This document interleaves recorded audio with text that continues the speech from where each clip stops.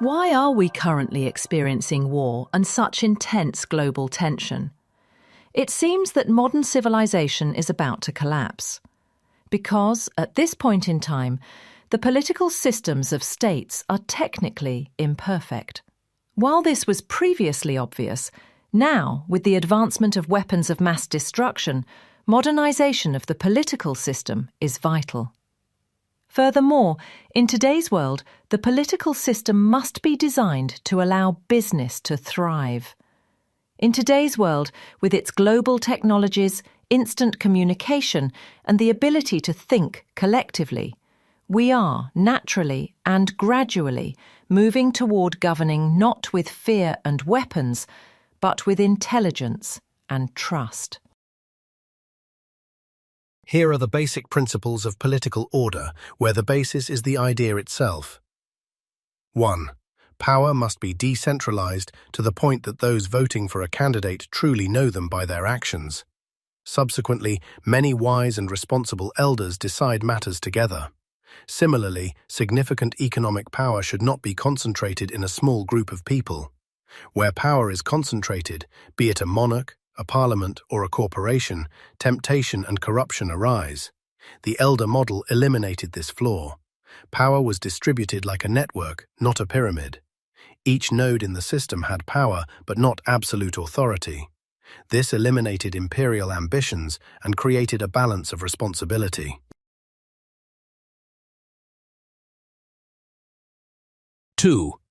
Resources are distributed based on talent, not territoriality.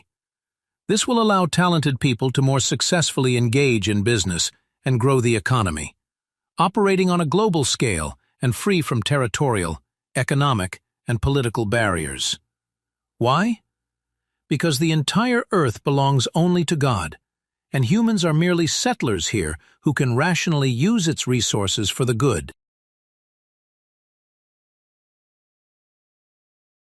3. Social, political, and economic leaders must be controlled by spiritually developed people, priests who are not involved in politics. And God controls the priests. Priests must monitor the spiritual atmosphere throughout the world. This means that no one on earth can engage in criminal activity because priests raise all the elders against the criminal, and they, in turn, raise all the people of earth. This is the main problem, since not all priests who are called priests are truly priests. And who can bestow such a rank except God? They are not trained in institutions. Rather, it can be called the evolution of consciousness and a calling. And given that God hoped that all people would perform the priesthood, this means that anyone can be a priest. And then it becomes a matter of controlling the situation for every conscious person. Each person not only can, but must control the political and economic system of power. And with this model of decentralized power, this is possible.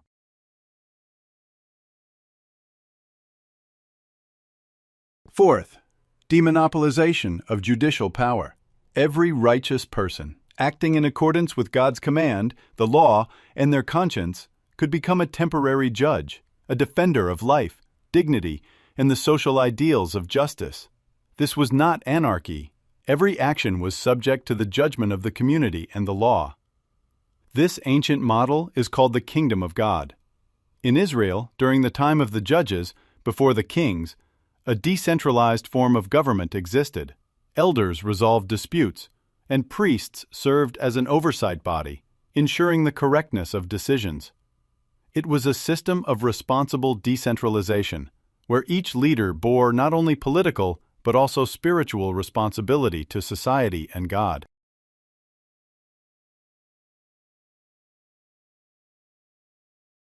The kingdom of God is a lost model of the future. Often, when we hear the phrase kingdom of God, our imagination conjures up something distant, otherworldly, and utopian. But what if we're wrong? What if this isn't a mirage but a forgotten blueprint for a functioning social system? an idea ahead of its time and more relevant today than ever. Historically, the kingdom of God is not a theocratic dictatorship, but a model of distributed governance that existed among the ancient Hebrews before the reign of the kings. It was a system where power was not concentrated in a single hand, but rather dispersed among elders, respected heads of families and clans. They resolved local issues locally, guided by a common law.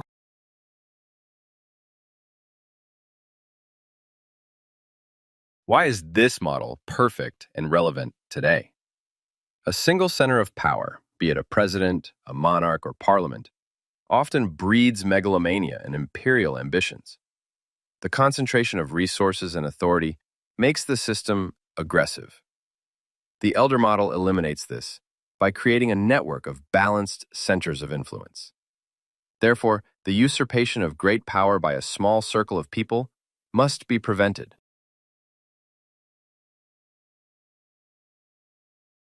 Separation of powers and ethical oversight. The key element of the system was the oversight body, the priests, Levites. They did not wield executive power, but they monitored the observance of the law and the righteousness of the elders. Their job was to act as a moral compass, ensuring that decisions were made not for self-interest, but in fairness. Reputation and moral purity were the most important assets of a leader. And it is important to remember that God originally intended for all people to serve as priests. An independent judiciary. The courts in this system were also decentralized. Complex issues were resolved based on the law, not the ruler's personal whim. This created a solid foundation for justice. Imagine if the modern world adopted these principles. Instead of giant centralized states competing for global dominance, we would see a network of self-governing communities, cities, regions, united by shared environmental, economic, and legal standards. The need for gigantic armies and weapons of mass destruction would disappear, as there would be no one and no reason to wage global wars. The energy and resources currently wasted on geopolitical confrontation would be directed toward development. The planet's natural resources would no longer be the preserve of the mightiest, but would become accessible to talented individuals and communities around the world, stimulating innovation and business. Natural resources will cease to be the preserve of those who got there first, and will become the common property of the talented and honest, who are capable of serving the world rather than destroying it. The kingdom of God is not a place ruled by angels. It is a system where power is impersonal and confined to the strict confines of law and public oversight. This is not a return to the past, but an evolutionary step forward from an archaic pyramid of power to a sustainable, fair, and open network civilization. Herein lies the key to solving the most pressing problems of our time. This political system would immediately stop all wars. A decentralized model focused on achieving consensus at the local level could facilitate de-escalation, as neither side would be interested in an all-out war that would exhaust all participating communities. In a context where direct negotiations between centralized governments are difficult, flexible networks of local leaders trusted by their communities could become a channel for dialogue and the search for mutually acceptable solutions to specific local issues. Abandoning the maintenance of gigantic armies and redirecting resources toward development could be beneficial for all parties, who bear significant costs. A stable and economically developed region is more beneficial than a zone of constant tension. Now let's look at some examples from medieval history. The Meru people of Kenya have an advisory council of elders, the Injuri Ncheke, which, since the 17th century, has served as the highest judicial body, resolving disputes, norms, and customs. Elders are selected based on criteria of respect, wisdom, and moral purity. Europe. Communes in northern and central Italy. From the 12th and 13th centuries, cities such as Bologna, Florence, Pisa, and others formed republics where power was vested in guilds, elders, and citizen councils. Judicial and administrative authority was distributed among various institutions. These cities often successfully resisted royal authority. Hanseatic cities operating under the Lübeck Law in medieval Germany and the Baltic region had autonomous self-government, courts, laws, elected councils, and strong civic responsibility. The Lombard League, a union of northern Italian cities where cities cooperated to defend their liberties from imperial power, coordinating each other without a strong centre. Popular assemblies, thing, in Scandinavian and Germanic tribes, where free people could discuss laws, resolve disputes, and elect leaders. Judicial and legislative functions were combined, but within the framework of communal responsibility. Why is this model becoming an evolutionary necessity in the modern world? History shows that models based on decentralization, responsibility, and moral control have been successful when the power of the center was limited, either because communications prevented it from controlling everything, or because of traditions, or because of geographical or social obstacles. Social norms and laws were valid, reinforced by tradition or a respected religion. Judicial and moral responsibility rested not only with the institutions of power, but also with the people, the elders, and the clergy. In the modern world, society has become global. Connections are instantaneous. People interact over distances. Information spreads quickly.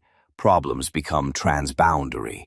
Ecology, resources, healthcare, economics, human rights, norms, and morality are increasingly significant as global standards. Therefore, a model where power is decentralized, regions, communities, elders, civil institutions, control of ethical, moral standards is carried out not only by the judicial apparatus, but also by the community, moral leaders, educational institutions. Judicial accountability, which is possible not only through the highest levels of government, is becoming not just an idea, but a necessity. Without such elements, centralized systems face corruption, injustice, conflict, war, and an inability to adapt to a rapidly changing world. Now, I will give specific examples, research, and then briefly explain how this could work in resolving the Ukrainian conflict, the interests of the United States, Europe, Russia, and Ukraine itself. A classic and well-documented example is the Swiss model.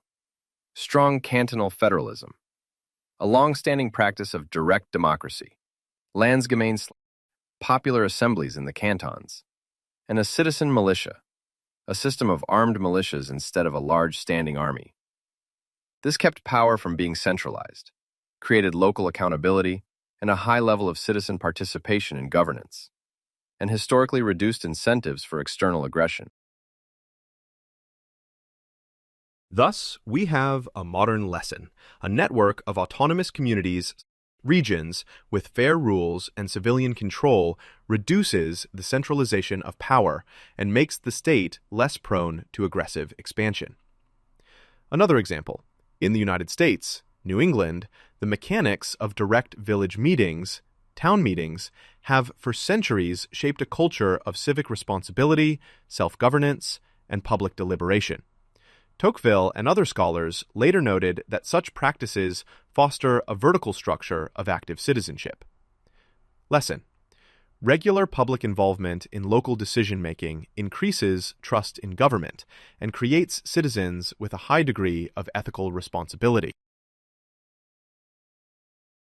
Thus, the kingdom of God is not a heavenly utopia, but a forgotten, political, spiritual model. A blueprint for a society that once existed and to which humanity must return again.